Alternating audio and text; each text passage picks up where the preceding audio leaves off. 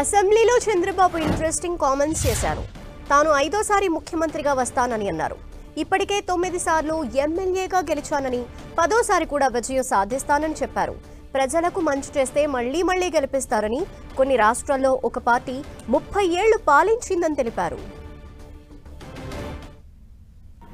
మళ్ళీ నా 5వ ముఖ్యమంత్రి మనం అందరం మళ్ళా తిరిగి వచ్చి విజన్ 5.0 తీసుకొస్తాం.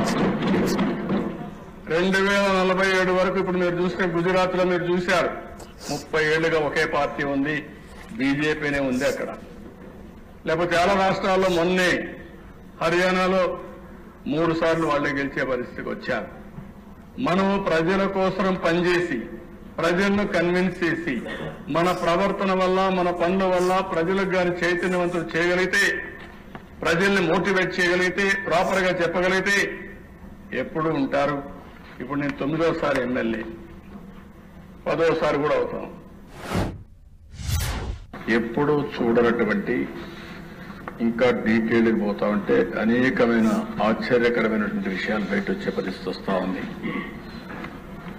ఇది చరిత్రలో ఏ రాజకీయ నాయకుడు తప్పులు చేయరు, అన్ని తప్పులు చేశారు. ఒక పక్కన వ్యవస్థలు పూర్తిగా విధ్వంసమైనాయి, అధికార యంత్రాంగం మొత్తం నిర్వీర్యమైంది.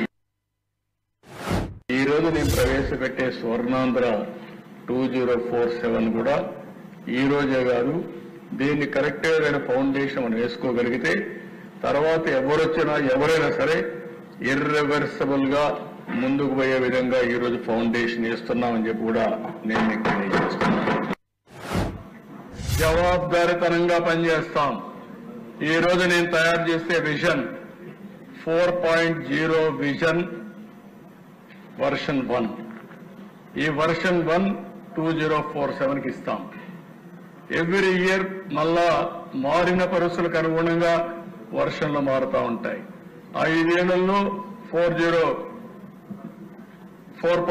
వస్తుంది, 4.1 వస్తుంది, 4.2 వస్తుంది, 4.3 వస్తుంది. 5 ఏళ్లకు 5 వస్తాయి. 5 చేసిన తర్వాత ఎవ్రీ ఇయర్ ప్రజలకు మళ్ళా చెప్తాం, మీరు ఇది చెప్పాం, ఇది మేము చేశాం.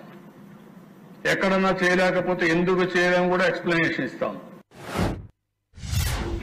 హెల్తీ హ్యాపీ ఆంధ్రప్రదేశ్, స్వర్ణాంధ్రప్రదేశ్ అంటే 3 ఉండాలి. ఎప్పుడైతే డబ్బులు లేకపోతే మనం ఎన్ని మాట్లాడినా ఎలాంటి అవసరాలు కూడా తీరవు. అలాంటప్పుడు సంపద సృష్టిస్తేనే వ్యక్తిగత ఆదాయం, రాష్ట్ర ఆదాయం వస్తుంది. రెండోది హెల్తీ, ఆరోగ్యం బాగుంటేనే, ఆరోగ్యం ఎవరికి ఇబ్బందులు వచ్చినా మనం పూర్తిగా ఆదుకునే విధంగా కార్యక్రమాలు చేపట్టాల్సిన అవసరం ఉంది. ఈ 2 ఉండడమే కాదు, లా అండ్ ఆర్డర్ ఉండాలి, ప్రశాంతమైన వాతావరణం ఉండాలి. అప్పుడే హ్యాపీనెస్ వస్తుంది. ఇండియాకు ఉండే కొన్ని అడ్వాంటేజెస్ కూడా ఉన్నాయి, అవి కూడా నేను మాట్లాడతాను. అల్టిమేట్ గా ఈ ప్రభుత్వం WHH అంటే వెల్త్, హెల్త్ అండ్ హ్యాపీనెస్